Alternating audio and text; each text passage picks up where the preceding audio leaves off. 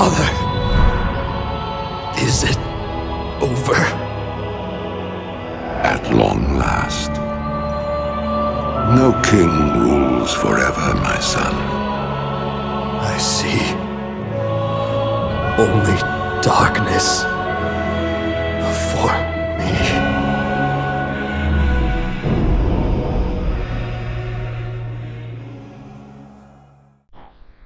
Genshin Impact, the most profitable failure. Now when you hear this title, you're probably going to straight up show my admin and say, wait a minute. Why you call it a failure when this is profitable? Now first we have the difference between different kind of game here. Well, Aspen going to say something along the line like this when he speak about Lost Ark. Or some other game I wouldn't say sure, but here's the thing. There are games that are created with the game in mind, and then they try to monetize it, create a shop later. But there are games create a shop first, a way to monetize it first. Then they will make the whole game revolve around that. Now that is exactly what's happening with Genshin Impact. And you can argue at one point that isn't that the whole goal of gaming, right? Isn't that the whole point, right? They make more money, which means, well, that's the goal. Yes, but not really. Game is actually shut off, and its value is subjective. Only the customer can decide that. And here's another part of that. You can also argue that if the game making a lot more money, isn't that make it a good game? No, that's not how it works. If the game is good, then you make a lot of money. Usually, it's gonna make a lot of money. But if the game make a lot of money, it doesn't translate into the game is good. When somebody else talk about this point, I always bring up the same thing, right? The same example all the time. Comparing between Fate Grand Order and Elden Ring. You know, you're gonna know where I'm going with this, right? Fate Grand Order has been making more money than Elden Ring ever could and ever will. But you cannot have the audacity to tell me that Fate Grand Order is a better game than Elden Ring. It's literally just fact. If you disagree, you're just wrong. Well, there's no debate about it.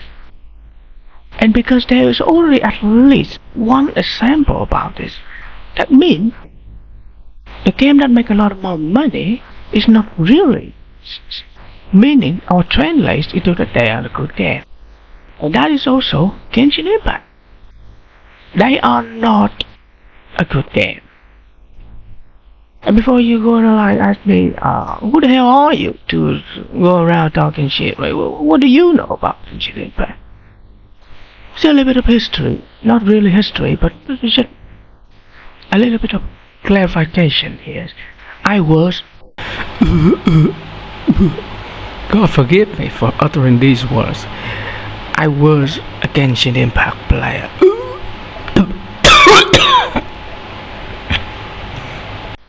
Yes, I was.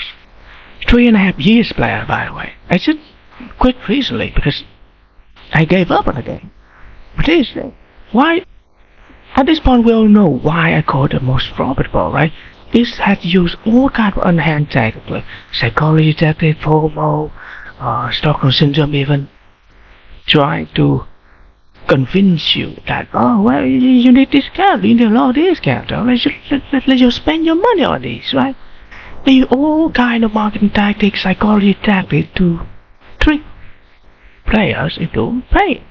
And of course, they do a lot of that. It had nothing to do with the game being good or not, but it's been about that.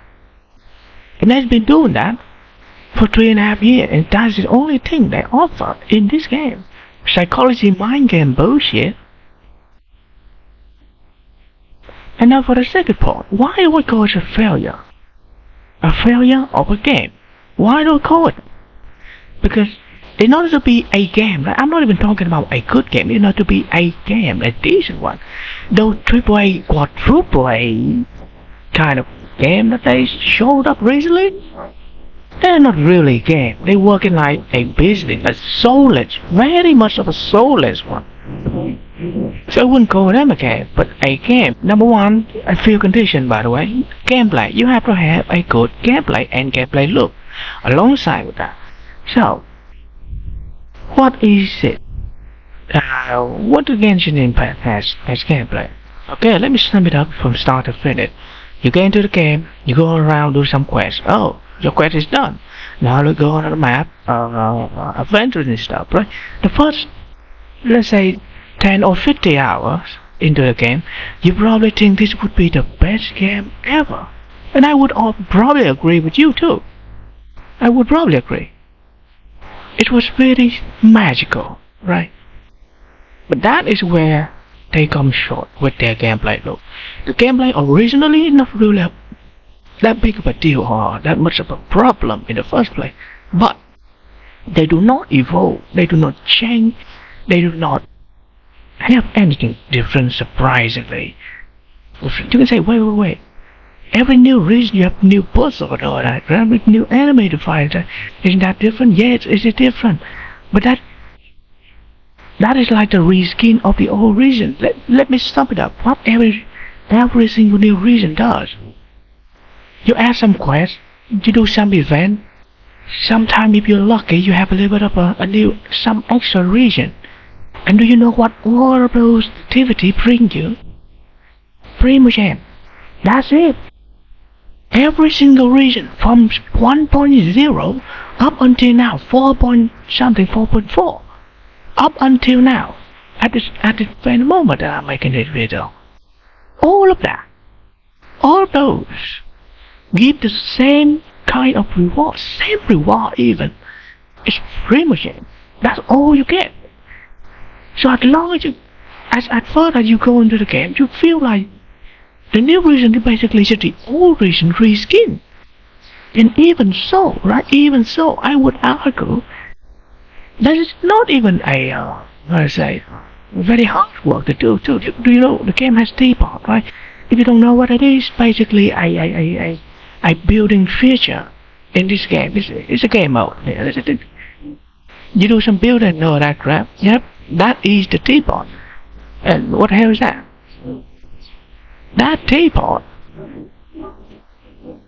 You use a bunch of terrain. You use a bunch of hell, trees, or different area, right?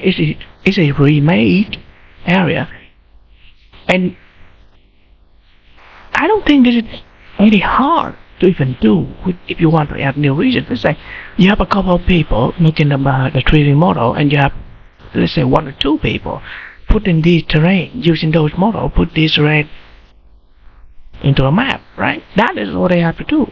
And by the way, they flex themselves to have a group of 400 people working on this game. Oh, you mean 3 people that actually do the work and the rest is sitting around doing nothing? Because that's exactly what I feel like every single patch. Because nothing changed, nothing new, and every single thing is the same. That is their gameplay look. And if you don't use that gameplay look that you have every patch, gameplay look every day you have to do is like commission, going around do commissions, right? Oh come on, man, you going down to go gameplay look? So in terms of gameplay and gameplay look, you probably would confidently say, I actually confidently say that it is a failure. Now the first part is a failure. Second part, progression system. Alright, before I go into the progression system, let me do a little bit about a sample of how much different is a good gameplay look can bring you out. I'll use 2 of the most obvious sample, right? Elden Ring again. Okay, let's use more than 2. Elden Ring, Devil May Cry 5, and Monster Hunter. All these 3 games almost have the same and identical gameplay look from start to finish, but every single time they go forward, it has a lot more different things. Like Elden Ring, you go from different bosses, right? It's the same gameplay look. You go around, you kill bosses, but it is not the same gameplay loop, right? You have to learn a different kind of moveset, learn different timing you need to avoid, how the boss move and all that crap. And the same thing goes with Devil May Cry 5. No. And when you go from stage to stage, the only thing you do in those stages, killing monsters, doing fight and all that stuff. Because of the combat is very varied. Every single combat is feel actually quite different. Right? You can change different kind of combat all the time. That is why it feels very different. Monster Hunter, oh, this is the most obvious and the easiest and simple of why the gameplay loop matters in here. The gameplay loop in Monster Hunter, you go from one monster to another monster. You do exactly the same thing every single time, right? You go around, you kill monster, but every time you kill different monster, you get a different gear, right? You get different stuff, you get different kind of set of gear, different kind of weapon you may want to do, right? Stuff like that. Although the gameplay loop is exactly the same and identical, but every single time it's different, variety of different. But in Genshin, it's few or it's tricky to think that it is different. But because you get the same thing out of those activities, would actually give you the opposite effect. Like you feel exactly the same because it is the same. New region is an old region reskin. That is the conclusion with their gameplay and gameplay loop. Now, when talking about Monster Hunter and you get better gear and stuff like that, that leads me to the next point about progression system. Now, this is quite crucial in the game because the progression system, I would personally say, with a different word, a goal for you to work towards, right? So, in Genshin right now, from start of it, let's go from start of it. What do you have on that? Before you beat the Spiral Abyss, you actually feel like you actually have a goal, right? You go work with it, right? You go around trying to get more counter, you grind Primogen, pull better counter, grind better artifacts, stuff like that. And use those artifacts and going around beating the abyss, right? That is the initial goal in this game. But that is a 1.0 endgame content.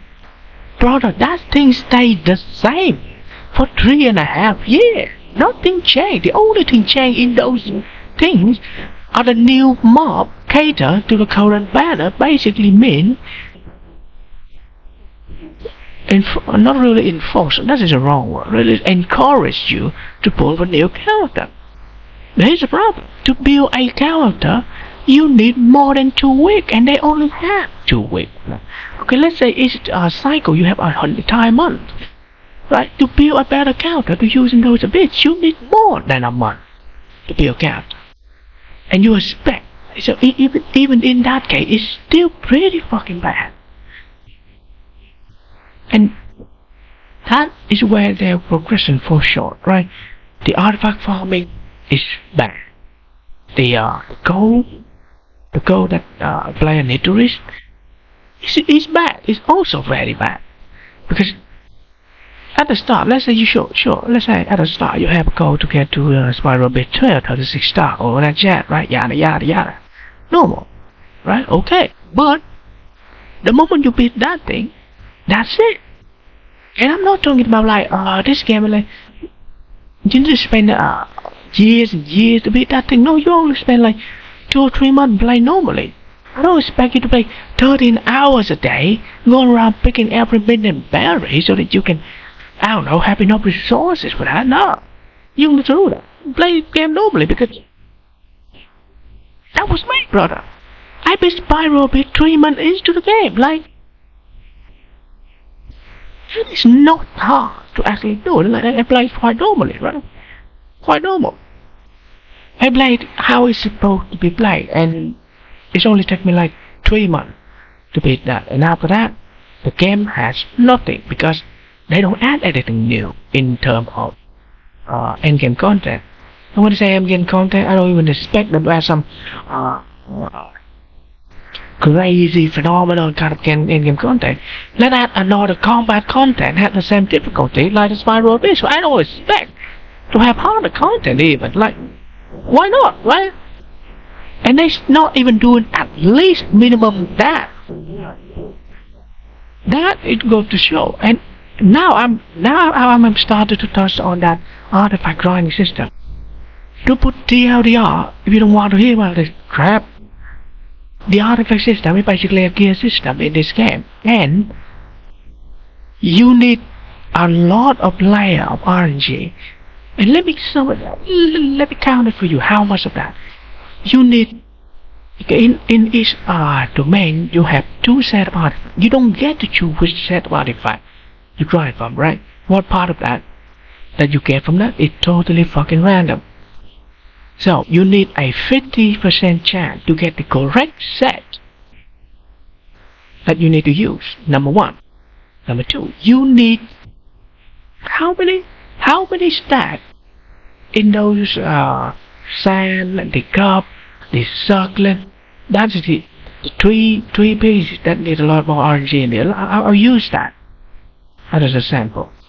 You need the correct RNG to roll into the correct substat. Now that's 2 layers. And after you roll into the correct main stat, you need good RNG to roll into the correct substat. That's 3 layers. And even if you have all of that correct, when you enhance that piece up, you need correct RNG to let it roll into the correct line you need to hit. Right, that is the 4th layer of RNG. Even if you have all that correct, you enhance all of that good, okay. You need even better RNG to roll a good line onto your piece of artifact. Now that's 4 layers. Now it's a 5th layer I'm talking about. You need 4 pieces of a certain artifact to make a set.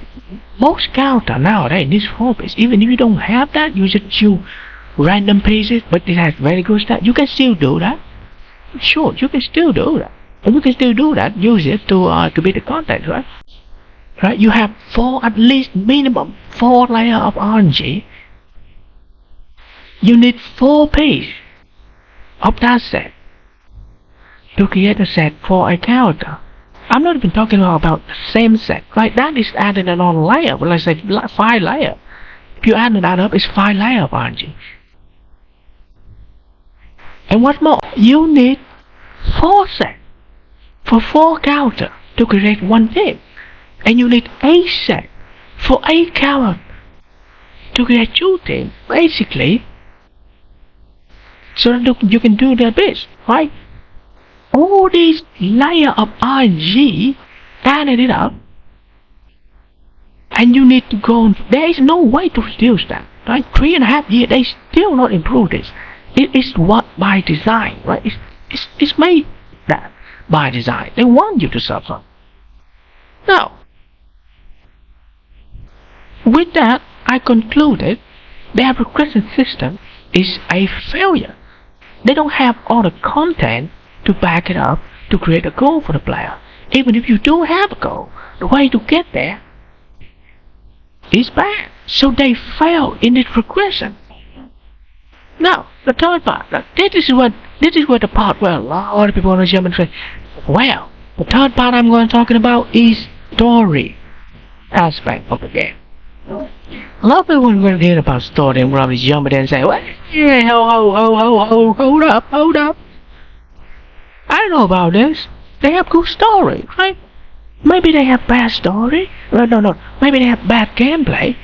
But they have good story, right? So going around and do story and all that shit. Right? No, it is not. Point number 1, the first 3 regions of the game, the story of the first 3 regions of the game is bad. Not bad in the form of bad, but in the form of a piece of shit bad.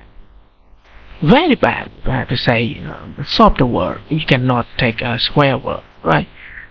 But the point is, the first 3 regions of the story of the game, very bad, unenjoyable. The way you do about a story, going around talking to random NPC, and then there's that little flying demon flying around near you. And by the way, Paimon is the name of a demon. and Solomon both, by the way. You know about Solomon, you know about this Paimon, right? But that little devil flying around talking shit. I don't know, the summary, the fucking story that everybody fucking knows. Treat me like 5 years old. Get the hell out of here. I don't want to hear you summary this fucking story. It's very distracting. And even the story itself is not really that good. The way they play the story out, you're going around talking with the MC, solving their problems so that they give you a little bit of a clue to go to the next point of interest. Like, who the hell write this shit? Oh. And almost everyone that defends their story, a little bit has to have a little bit copium inside. So they say, wait a minute, well, I agree, right? Well, I agree the first 3 reasons is bad. But how about Sumeru and Fontaine, right? They are very good. Ain't it? No, Sumeru is basically not very formless. It's basically the same. The only thing that's kind of different is that they add a little bit more of sacrifice from the gods and stuff like that. For their reason, though, that shit, right? They sacrifice some of their god and try to get you emotionally attached to that. So go, yo, come on, in the anime world, with somebody else sacrifice for a greater good or whatever the crap, you don't gonna go with some good stuff like, ah, man, this is a big story, like, and exactly the same thing doing it again in Fontaine. Oh, you got sacrificed for your own reason. Of course it's not a good story, right? No, it's very basic, if I have to say myself. And the story, if I have to sum it up for you in a little bit of an example, you are not moving from shit to pig fiction with a story, right? You not go from that. You're going from shit story to mud story. Now I do agree, mud is still a little bit better than shit, right? But it still tastes very fucking bad. I don't want to eat mud or shit. I want to eat steak, meat, or hell, give me some vegetable. I will take it. But I don't want to eat mud. Going from the first 3 reasons to Fontaine, you're not going from shit to pig fiction. You're going from shit to mud. It is an upgrade. I would say so, sure. But it's not a grade of an upgrade. It's still kind of bad. And now this is where I would confidently say they are kind of fail in this regard too, because you see, in Fontaine, a lot of people say that, oh, for really good design character, really is a good character, good story, kind of line character, and all that crap. They have one single decent design of a character, which is Rina, or basically the hierarchy. The hydro god, or what god you can call it, whatever name, right? They have one good stuff, and then from that point on, they keep milking her character every single place. It's like trying to make her involved in almost every single pass, starting from 4.0 now. Trying to get her involved everywhere, trying to build her rep, her appearance in all these fucking regions. Like, that is a bad news for you. That is a bad sign for anyone in the story, because in Final Fantasy 16, 14, 7, whatever the name you call it, in Final Fantasy story, they give you a banger of a story, and then they're moving on. They don't, I don't know, they don't make a big deal out of it. They don't make a big fuss out of it. And then they keep going, they make another banger, and they go around and keep making another banger. They don't make a big deal out of a current banger. And then they just simply go on along and they keep making out. That is a sign that they can and able to create phenomenon of a story. And they do that like breeding. Because they know they can make another one. They can make another better one. That is a sign that if you like story of Final Fantasy, you are eating good. Very good. But in Genshin, however, because they keep milking that, it's only to imply that this is the best they got. They cannot get better, so they will try to milk it while they can. Right? Very bad sign. In story aspect, if you think about it, they trying to milk her appearance everywhere in the Hydro region. It's a bad sign that they cannot write something else better than that, or at best, They play similar, if not the same type of story in that land. And for anyone that defends their story, congratulations, right? If you like it, you like it, right? Who am I to say? But for me, it is a failure of a story. So, now for few aspects. Story, gameplay look, progression, they fail almost all of that. What the hell else can they done right? The last part, not really the last, right? There's another part, but in terms of a game design aspect, I can say that they have visually appealing design. That is the only thing they get it right. Here's a bad news for anyone that say, oh, at least I get one thing right? Design, visually appealing design, that is the easiest part to fix. You can say that by looking at Wuthering Wave. The first design of a character model looking like shit, look boring, look like some roundabout NPC. But now they try to appeal and change a little bit, make it more appealing, right? That is the point, right? That appealing design of the character, that is the easiest part to do. So even the only part they done right is not really a big deal of a part. Now come to the next part that I'm talking about, and everybody know about what is this. Reward structure in the game. You know, in the first video, in the first 50 seconds of the video, oh boy, a lot about sample about that, right? It's coming from this whole shit show of triple. 3 years, triple. Wow. And this is the thing. This is why they are fucking failure of the game, right? Now you hear about me yapping about for the past 20 minutes or so, you can tell that they are not really good of a game. They fail a lot of aspects to make a game, let alone good game. Right? And in almost, right, I say almost, because there's one example that is Genshin here, in almost every Genshin game, that they know that their game is not good, they know that their game is not really appealing or better for the player base, they always, 100% of the time, always use the same strategy. Bribing tactics basically mean giving you a lot more free shit, giving you reason or motivate, give you a little bit of a reason to go around keep playing the game, right? Give you free shit. That is the right tactic. Most of the time. Most games does. Except Genshin. Give me shit. They're not doing it. They don't do that. So not only the game is not really appealing, the one that they're supposed to keep player like a lot of free shit, they're not even doing that either. Now, to be fair, Honkai Star Rail give a lot more free shit. Honkai Star is actually the game that have the best of both worlds, right? They have a lot more better quality of life, better endgame, a lot more endgame, and they get more pool out of that. Like, they even get more free shit.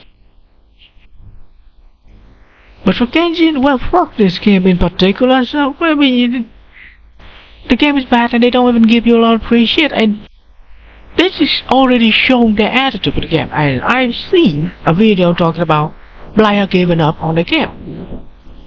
And yes, I watched about this video, right? Quite recently too, but here's the thing. It's not about the players want to give up on the game. The players realize that they're the one making this game, giving up on this.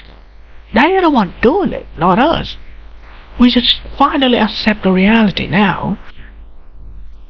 So we are not, well, have any hope for the game anymore. We're not the catalyst for the situation.